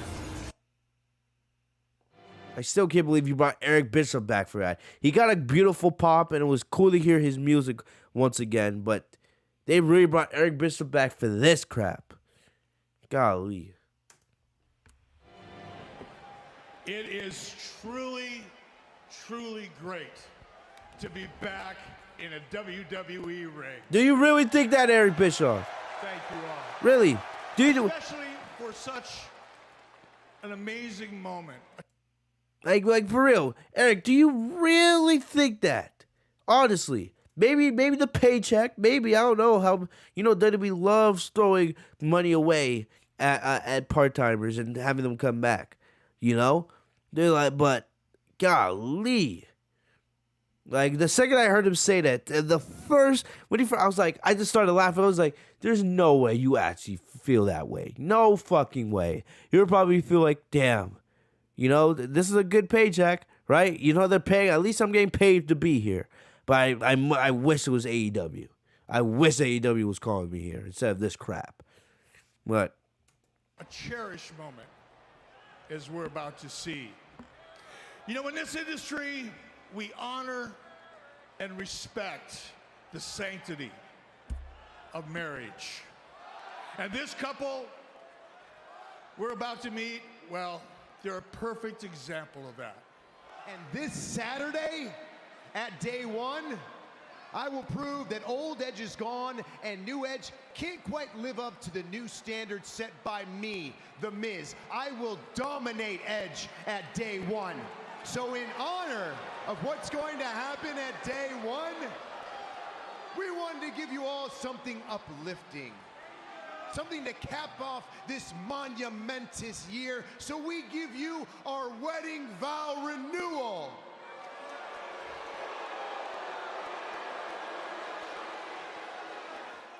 The first time I met you 15 years ago, I knew right there and then that you were the man of my dreams.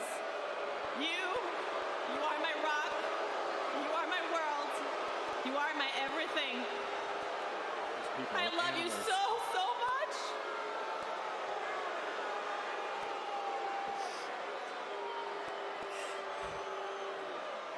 And at day one, you'll show the world what I already know, that you are the best father, the best husband, and a way better WWE superstar than Edge.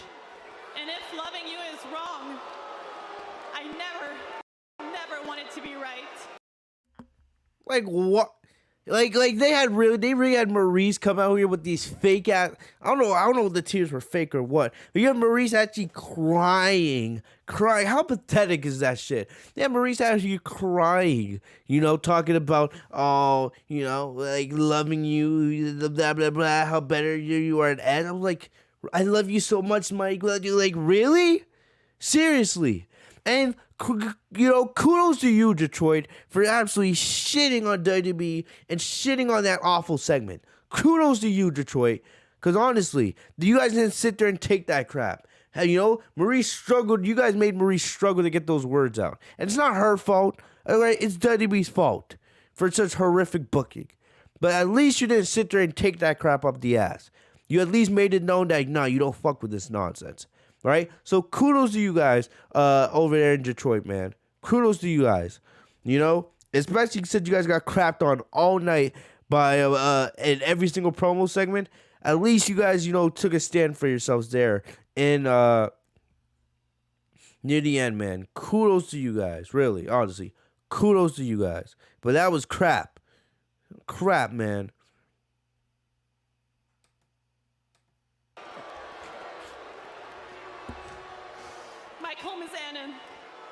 Will you continue to be my husband? It's cute, but you can do it in English. I'm going to do it in English. Oh, yeah. I got another thing here. This was cringe as hell. So Miz says, WWE doesn't show it here, but Miz says, since when him and Maurice first met, right, she couldn't speak any English, so that he's going to do his the vows in French, right? And he starts doing them, and they're absolutely cringe. His French is, and think about it, is I actually can speak French. I'm not gonna lie, my family is from France. My family is from Haiti, and in Haiti they speak Creole, which is French dialect. So I understand French very well, and I can actually speak a little bit. I would say I understand French way more better than I can speak it, but I can at least speak it way better than The Miz does, right? Mais parlez-vous petit français? That's all you're gonna get from me tonight. But his French was absolutely cringe as hell. I guess there was a point where he's actually speaking Spanish. I was just like, please, let's get Edge out here. Just do the Goose segment and let's go home. Like, it was obvious where they were going with this. I was just like, can we just get this over with, please? Maurice, you were intelligent, you were beautiful, you were a perfect role model to our little girls. If I was a woman, I would want to be you. When we make love, it's like fireworks. And you are the only person that can tame my wild heart. If you continue to be by my side and support me, I will continue to love you in return. Maurice, will you continue to be my wife? I love how the fans were like, say no. When my hand goes up, your mouth goes shut.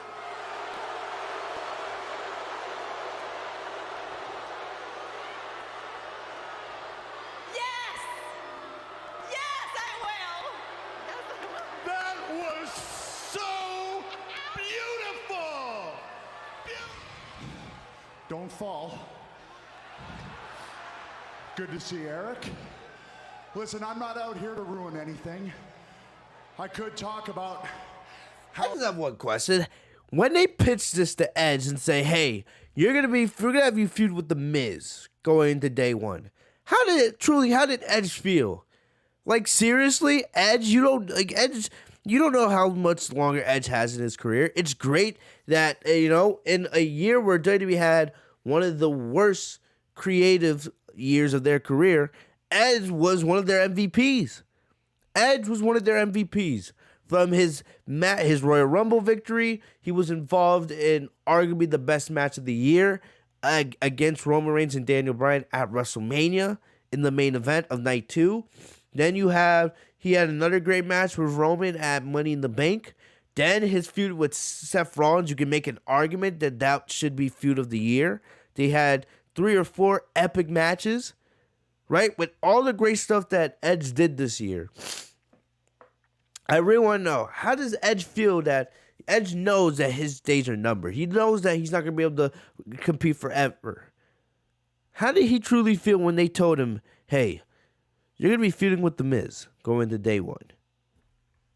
Like, damn. I wish they had that filmed. Like, what a waste of time. You have Kevin Owens and Seth Rollins. Well, they've already done Seth, but you have like Kevin Owens and Big E, Bobby Lashley, AJ Styles. You have all this talent, and this is what you're using Edge for. You're having a feud with The Miz. Fucking hell, man. How obnoxious you both are, and how I threw up in my mouth a little bit listening to your vows. But I won't do that. I won't talk about what kind of man you are, using your wife as a shield and a decoy. I won't do that. Because finally, this Saturday at day one, I have a match against you. What are you doing? Stop! Man, I'm just messing with you. I'm just playing mind games. Oh, listen, I don't want to spoil your wedding, okay? So I'll just... Wait, you didn't want this to be a white wedding, did you? I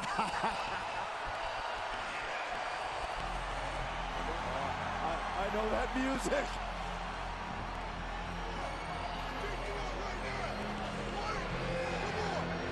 And then the black goo comes. And like, I'll say this. Poor Eric Bischoff, because I guess Bischoff had no idea that he was going to get hit with it as well. He didn't get nearly as much on it. He got a little bit on his suit, right? Nothing too bad. I guess you could take that to the dry cleaner and get that fixed.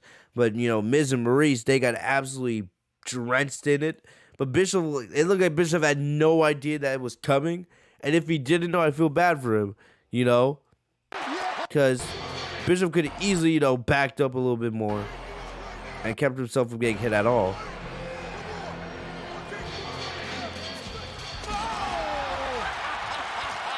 Yes! No! Oh my God! Miz and Maurice drenched!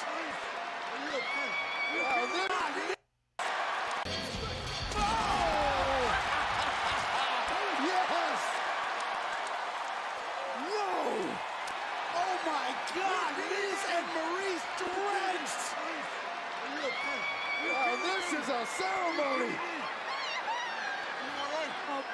mask for the Miz and Maurice. You're gonna pay for this balloon mask for the Miz and Maurice.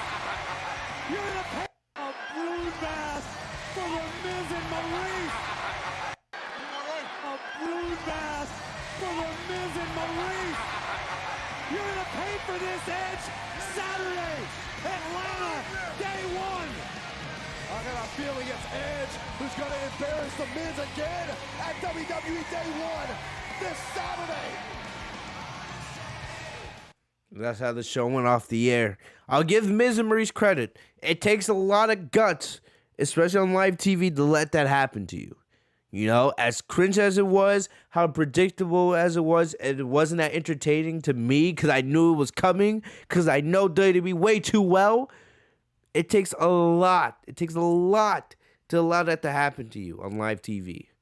Plus, who knows, you know, the smell, like even if you shower, you're still going to have a little bit of that smell for the next couple days. Especially, you know, for someone like, I guess, Maurice, who probably is big on hair and all that, you know, taking care of herself. That's something that you're going to, you know, that takes a lot to do.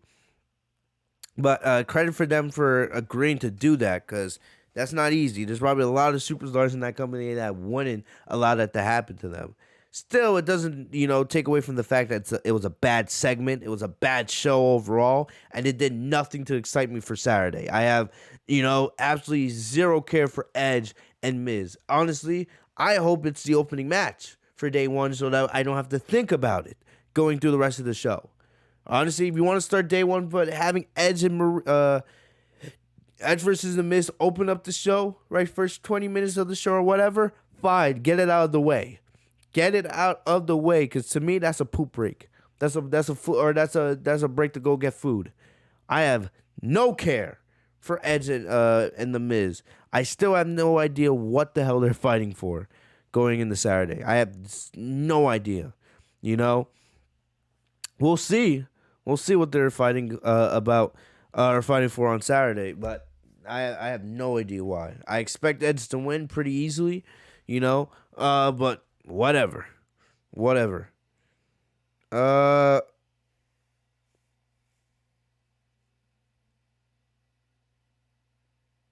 you're right, Casey. They did do the same good thing on the build up to SummerSlam. But hey, that's yeah. You know? But yeah, that's about it for Raw, guys. This show was awful. It's really that simple. This show was bad. I don't care if you're missing Becky and Seth and Big E and Bobby. I don't care. You decide to put on the show tonight. And this show was bad. You know? So, quickly, I see Raw Talk.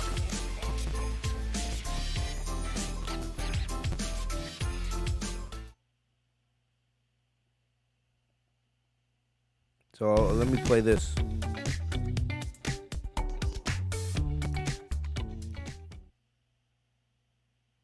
Cheers, guys. Backstage here with the Street Profits. We don't need no introduction. We don't need no introduction. You already know. We don't need no introduction. You see what the name is on the headband? You see what the name is on the headband? For long flights to Japan. You understand? We the man. We all about the profits because we from the streets. Matter of fact, we don't need no introduction. You know why? Because as great as RK Bro is, that everybody loves them, they are holding two things that we never lost. And that's the WWE Raw Tag Team Champion. That is true. So ever since day one. That is true. They did get drafted to SmackDown. I do remember. And remember, they did that horrific title exchange with the New Day at the time.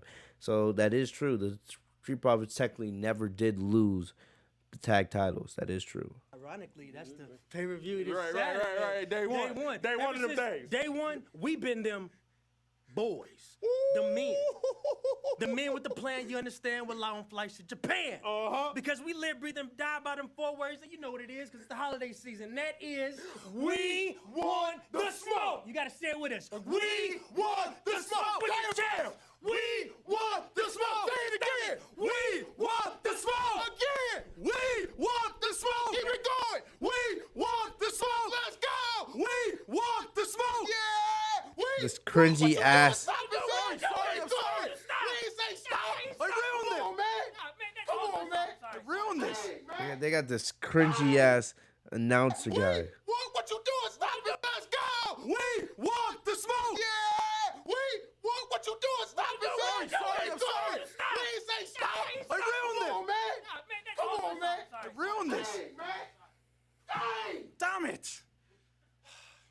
Yeah, guys, there are certainly plenty of surprises on Monday Night Raw. Plenty of surprises on Monday Night Raw.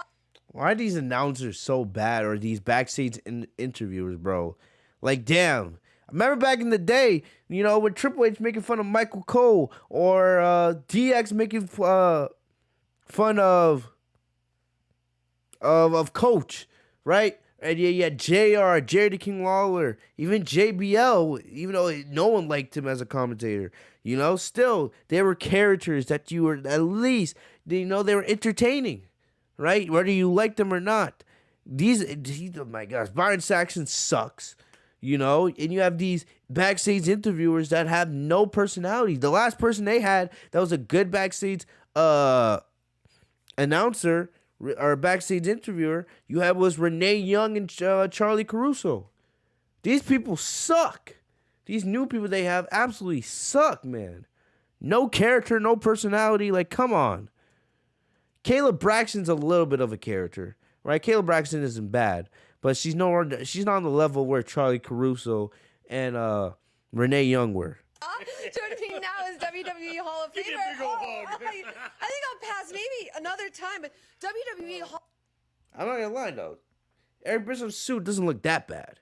You know, if he lets it dry, maybe, hey man, that might be a cool suit to wear with like a white shirt, or maybe like a black shirt, white tie. I don't know. It doesn't look that bad. Hall of Famer Eric Bischoff, who had the privilege of officiating the renewal of the vows, and then I love a good wedding, but you just have to be prepared, and evidently I wasn't. This does have kind of a nice peanut butter vibe to it, though.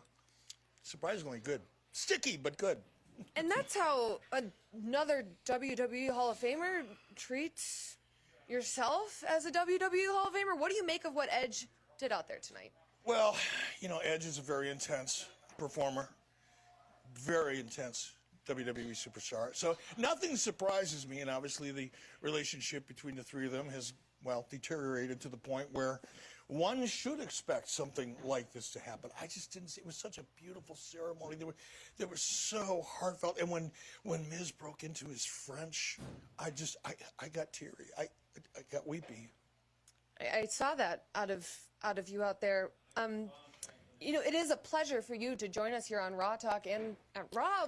What's going on with Eric Bischoff? Oh, well, it's, you know, the holiday season, so visiting friends and family. And, you know, I've got my podcast, 83 Weeks I do every Monday morning. Drops 6:30 a.m., wherever you get your favorite podcast. So doing that and a couple other things to keep myself busy. Well, I think it's safe to say your days of officiating weddings might be over after today. I'm going to give that up. It's just not worth it. The wear and tear on my wardrobe, it's just not worth it. All right, well, we will let you go get yourself cleaned off. Come on. One last shot, then I got to go. Come on. A little air hug. Air hug, and we'll send it back to you guys in the studio. MVP. Cringe. Absolute cringe. I'm not going to play MVP's one because why waste our time anymore on that? But once again, Raw was terrible. Simple as that. A miserable way to end a miserable year.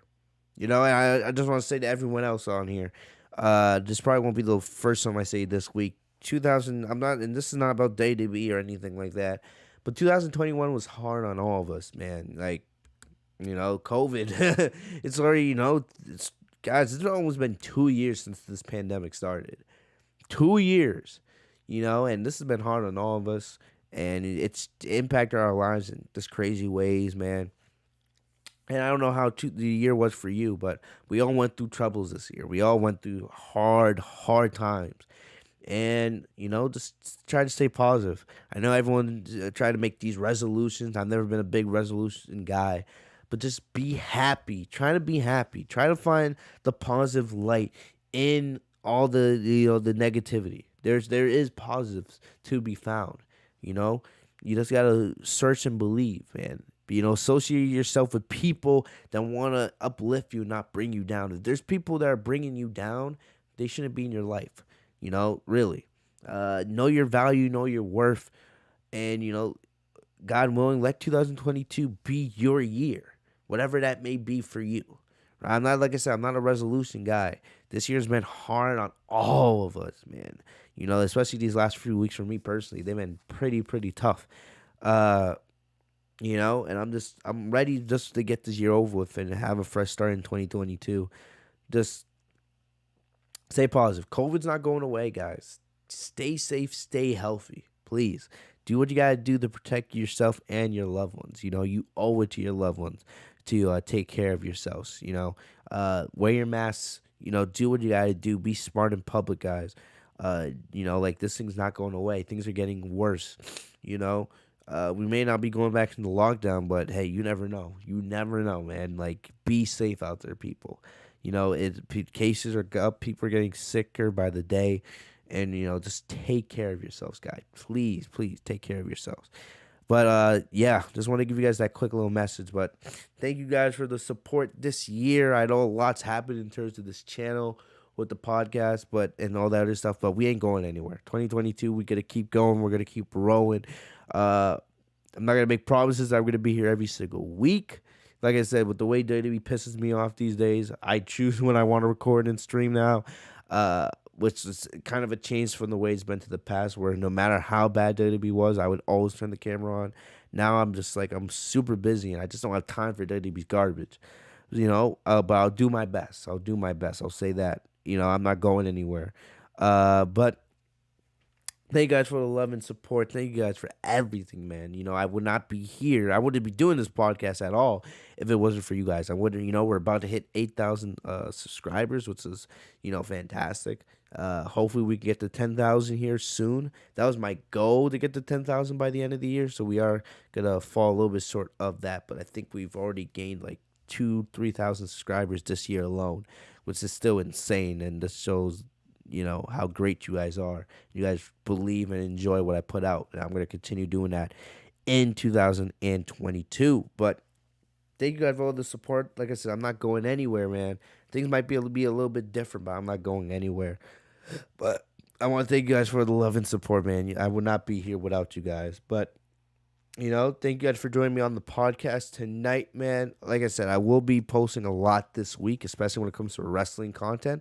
So make sure you guys are subscribed to the channel and you guys have the bell next to my name, Fitzpunk TV, enabled, so you guys don't miss out on any videos. Make sure to also follow me down on social media. The links are in the description down below. So you guys can expect most likely a SmackDown review at the end of the week. You guys can expect hopefully an AEW review later this week. And Saturday night, we will be here on the channel reviewing Day 1 as soon as the show goes off the air. No matter how good, bad, or ugly the show is, we will be here talking Day 1 right after the show goes off the air. So make sure you guys are here for that. Other than that, guys, this is about all I got for you guys today. Thank you guys for the love and support. I'll see you guys later, man. You guys are the best. I'll see you guys